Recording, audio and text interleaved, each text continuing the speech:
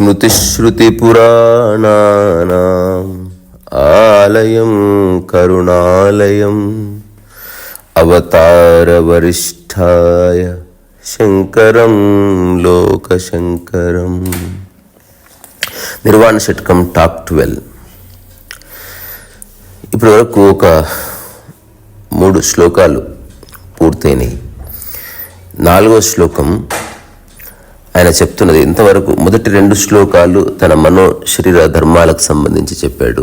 3వ శ్లోకం తనకి వేరే వాటికి ఉన్న సంబంధం, తద్వారా ఎస్టాబ్లిష్ అయ్యేటువంటి స్థితుల గురించి చెప్పాడు. 4వ శ్లోకంలో తనకు వేరే వాటికి ఉన్న సంబంధం వల్ల తను పొందే లాభాల గురించి చెప్తున్నాడు. అవి కూడా నేను కాదంటున్నాడు. ఫర్ ఎగ్జాంపుల్, న పుణ్యం న పాపం న సౌఖ్యం న దుఃఖం న మంత్రో న తీర్థం న వేద న యజ్ఞ అహం భోజనం నైవ భోజ్యం న భోక్త చిదానందరూపం శివోహం శివోహం. న పుణ్యం న పాపం న సౌఖ్యం న దుఃఖం. అంటే నాకు పుణ్యము లేదు, పాపము లేదు, సుఖము లేదు, దుఃఖము లేదు.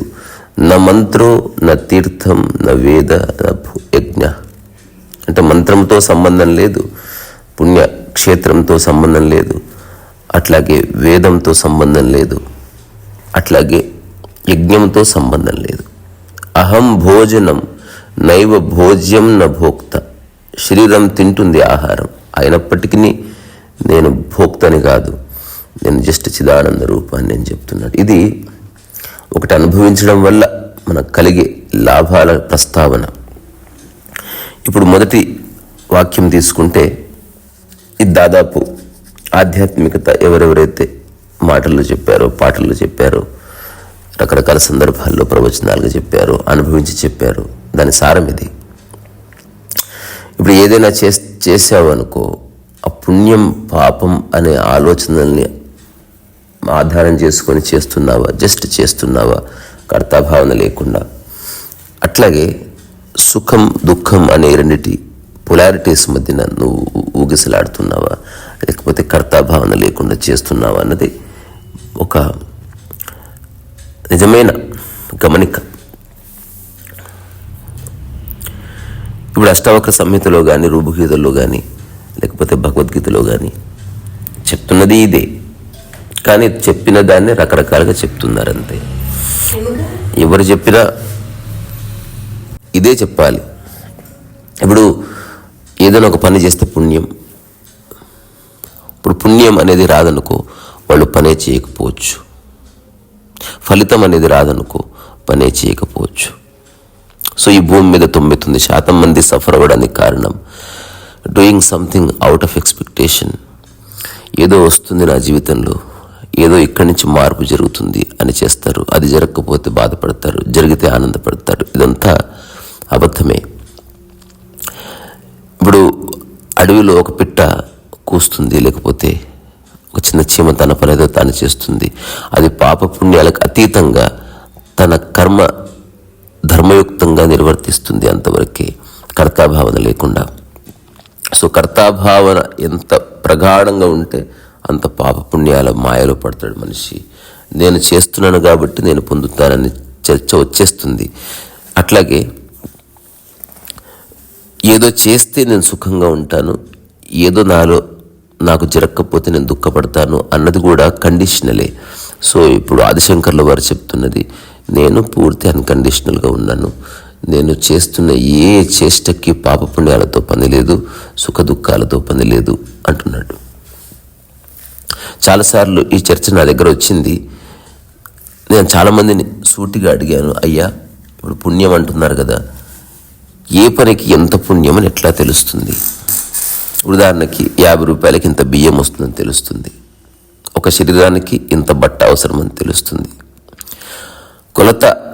కొలిచే జ్ఞానం ఉన్నా లేకపోయినా ఎంత కావాలో తెలుస్తుంది, ఎంత వస్తుందో తెలుస్తుంది. అట్లాగే ఏదైనా పని చేసినప్పుడు పుణ్యం అనేది ఎట్లా నువ్వు కౌంట్ చేస్తావు, పాపం ఎట్లా కౌంట్ చేస్తావు, దానికి ఒక ప్రామాణిక కొలత ఏమనుందా అంటే నేను ఎందరినో అడిగాను, ఎవరికి తెలీదు పాప పుణ్యాలు అనేవి.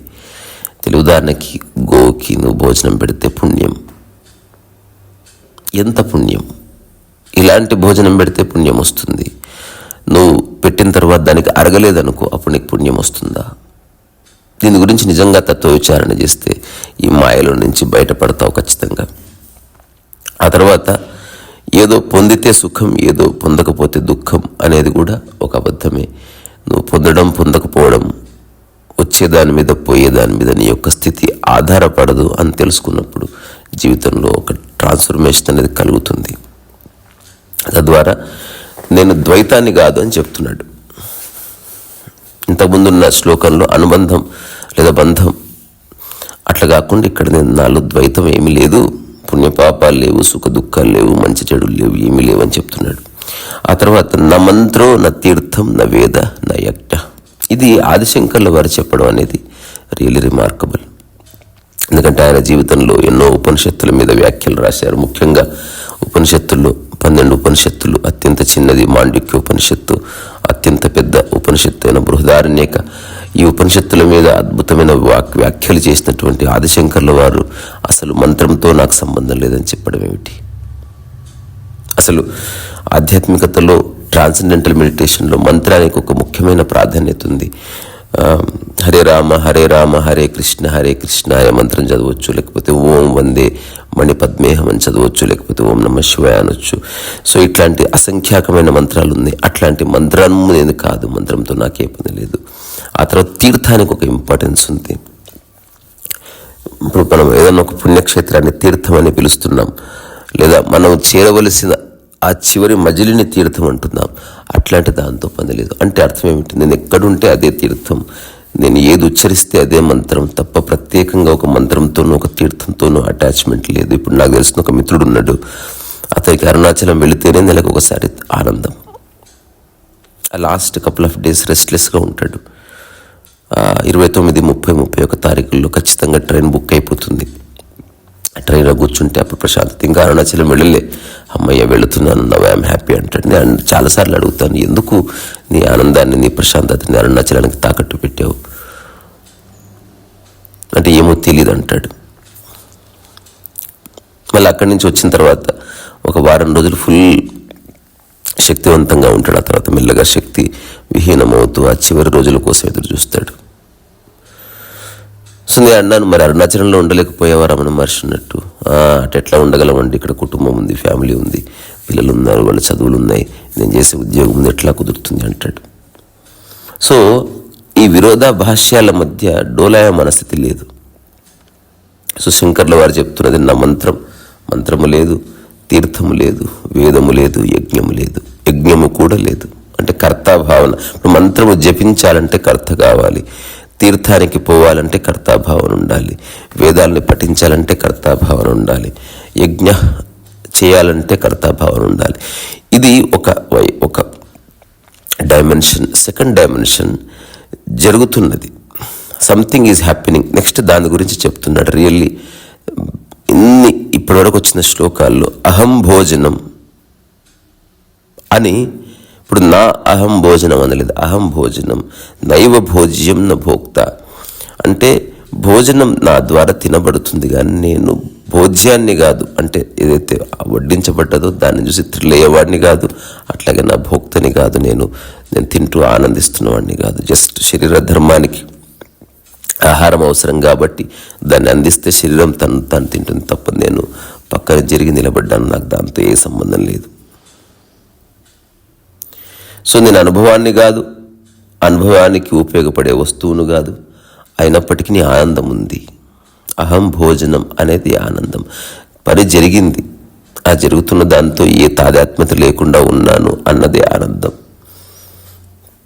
అందుకే నేను స్వయం చిదానంద రూపం శివోహం నేను ఈ సకల శుభాలకు సంబంధించినటువంటి వాడిని, ఒక అకారణ శుభాన్ని నేను అనుభవిస్తున్నవాడిని, ఆ తర్వాత నేను అకారణంగా ఆనందాన్ని అనుభవిస్తున్నవాడిని. సో అర్థం చేసుకోవాల్సింది ఇంతే. ఇది ఏ ఆధ్యాత్మిక గ్రంథమైనా ఇక్కడే వచ్చి నిలబెడుతుంది నిన్ను. అది అనుభవం అయిందా లేదా అని చూసుకో. తెలుసుకోవాలి. ఇప్పుడు నేను ఈ టాక్ చేస్తున్నాను, కర్తగా చేస్తున్నాను, జస్ట్ కర్మగా చేస్తున్నాను, నిష్కామ కర్మగా చేస్తున్నాను. 3 వేరే వేరే కర్మలు ప్రకృతిలో అన్నీ చేస్తాయి. వాటికి కామము నిష్కామము ఏముండదు. మనిషికి మాత్రమే నిష్కామ కర్మ ఉంది. ఎందుకు? అతనికి కామం ఉంది కనుక, అది అతను ఆశించే ఒకానొక స్వభావం ఉంది కనుక. అందుకని ఆశించి చేసినప్పుడు తన మనసు ఒకలాగా, ఆశించకుండా చేసినప్పుడు నిష్కామ కర్మ అవుతుంది. సో ప్రకృతిలో జస్ట్ కదలిక కర్మ అంతే. నిజానికి శంకరుల వారు చెప్తున్నది, నిష్కామ కర్మకి కంటే అతీతమైన ఒకానొక చేష్ట ఉంది. కర్మ జస్ట్ జరుగుతుందంతే. జరుగుతున్న దానితో నువ్వు లయిస్తున్నావు తప్ప జరగడానికి కారణం నువ్వు కాదు, జరగకుండా ఉండటానికి కారణం కాదు. దాని ద్వారా వచ్చే పాప పుణ్యాలు ఏవి కారణం కాదు. ఆ తర్వాత దాని ద్వారా వచ్చే సుఖము దుఃఖము ఇవేవి నేను కాదు. ఆ తర్వాత ఏదైనా పని చేస్తున్నప్పుడు ఉచ్చరించే మంత్రము నేను కాదు. ఏదైనా పని చేయడానికి నిర్దేశించిన ప్రదేశము నేను కాదు. ఆ టైంలో మనం చేసేటువంటి కర్మకాండ నేను కాదు. ఆ టైంలో నువ్వు చేసేటువంటి యజ్ఞము నీవు కాదు. ఆ టైంలో నువ్వు భోజనం చేసినప్పుడు భోజనం చేయడం జరుగుతుంది ఆటోమేటిక్గా, అది నేను కాదు, నేను భోక్తని కాదు అని అన్నిటినీ నేతి అని వదిలేస్తున్నాడు. చివరిగా తన ఎవరు అదే మాట రిపీట్ చేస్తున్నాడు, నేను శివుణ్ణి, నేను ఈశ్వరాన్ని, అత్యంత అద్భుతమైన ఐశ్వర్యం సహజంగా అంతరంగంలో కలిగి ఉన్నవాడిని, నేను చిదానంద రూపాన్ని అని చెప్తున్నాడు. నిర్వాణ షట్కం నిజంగా రిమార్కబుల్. సరిగ్గా చదివి అర్థం చేసుకుంటే అనుభవంలోకి వస్తుందన్న గ్యారంటీ లేదు.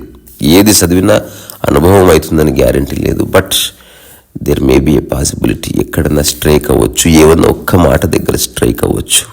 ఇప్పుడు నా దగ్గరకు వచ్చిన వాళ్ళు మీ మాటలు ఎన్నో విన్నాం, బట్ ఈ ఒక్క మాట తగిలిందండి. నేను అడుగుతాను, ఏమిటి తగిలింది? అన్ని సమదృష్టితో చేయమన్నది తగిలింది అంటారు కొందరు. సామరస్యం తగిలింది అంటాడు కొందరు. తర్వాత నిష్కామ కర్మ ఎంతకాలం ఎంతమంది చెప్పినా అర్థం కాలే. మీరు నీళ్ళు ఇచ్చిన సందర్భం చెప్పారు. ఆ నీళ్ళు ఇచ్చినప్పుడు నాలో ఎలాంటి ఎక్స్పెక్టేషన్ లేదు. అట్లా ఇవ్వగలిగితే ఏదైనా ఇవ్వు, లేకపోతే ఇవ్వకుండా ఉండు, లేదా అది కామకర్మ అని గుర్తించి ఏ పర్వాలేదన్న బైఫర్కేషన్ తెలిసింది. తద్వారా నిష్కామ కర్మ చేసేటువంటి రకరకాల సందర్భాలను నేను డిస్కవర్ చేస్తున్నాను. ఇలా రకరకాల వ్యక్తులకి రకరకాల విషయాలు టచ్ అవుతాయి. నిన్ననే ఒక ఎగ్జాంపుల్, నేను టైసన్ చేసినప్పుడు సినిమా తీసినప్పుడు పాటలు పెడతారు, ఫైట్లు పెడతారు, అందమైన అమ్మాయిని పెడతారు, శృంగారం పెడతారు, ఏవో పెడతారు. తర్వాత మంచి డైలాగులు, ఎవరెవరికి ఏది టచ్ అవుతుందో తెలియదు. బట్ ఓవరాల్గా అందరికీ టచ్ అయ్యే ఒక ప్రయత్నం అది. అదర్వైజ్ ఈ చిన్న సన్నివేశం కనుక తీస్తే ఖచ్చితంగా సినిమా హిట్ అవుతుందని తెలిస్తే అందరూ అదే తీస్తారు. ఇప్పుడు ఉప్పేస్తే రుచి వస్తుంది అని తెలిసిపోయింది, ఇక్కడ ఏమిటి? అందుకని అందరూ ఉప్పేస్తారు అంతే, ఎవరు ముగ్గేయరు కదా. కానీ జీవితంలో తెలియదు మనకు ఏ మాట ఎవరికి ఏ సందర్భంలో అట్లా టచ్ అవుతుందో, ఏ సందర్భంలో నిజమైన మేలుకొలుపు కలుగుతుందో తెలియదు. సో అందుకని ఇట్లాంటి శంకర్ల వారు నేను మంత్రాన్ని తీర్థాన్ని కాదని చెప్తూ కూడా అసంఖ్యాకమైన మంత్రాన్ని మానవ జాతికి ఇచ్చున్నారు. That is the beauty. So even Lao Tzu Tao Te Ching చూస్తే కూడా అలాగే ఉంటుంది. ఏదైతే చెప్పబడుతుందో అది తావో కాదంటాడు, చాలా చెప్తాడు. ఏదైతే రాయబడుతుందో తావో కాదంటాడు, బట్ రాయబడ్డది. నేను చెప్తున్నాను, ఏదైతే నేను చెప్తున్నానో సత్యం కాదు, సత్యానికి దారి మాత్రమే చెప్పబడదు, సత్యం చెప్పబడదు. సత్యం అంటే మౌనం అంతే. మనసులో ఎలాంటి అలజడులు ఆలోచనలు లేని ఒకనొక మౌనం అంతే, అంతకు మించి మరేమీ లేదు. సో ఇక్కడి నుంచే మీ అందరి పాదపద్మాలకి శిరస్సు వంచి నమస్కారం చేస్తూ తిరిగి మరొక్కసారి మా ముత్తాత శంకర్ల వారిని స్మృతి శృతి పురాణానాం ఆలయం కరుణాలయం నమామి భగవత్పాదం శంకరం లోకశంకరం. స్వస్తి.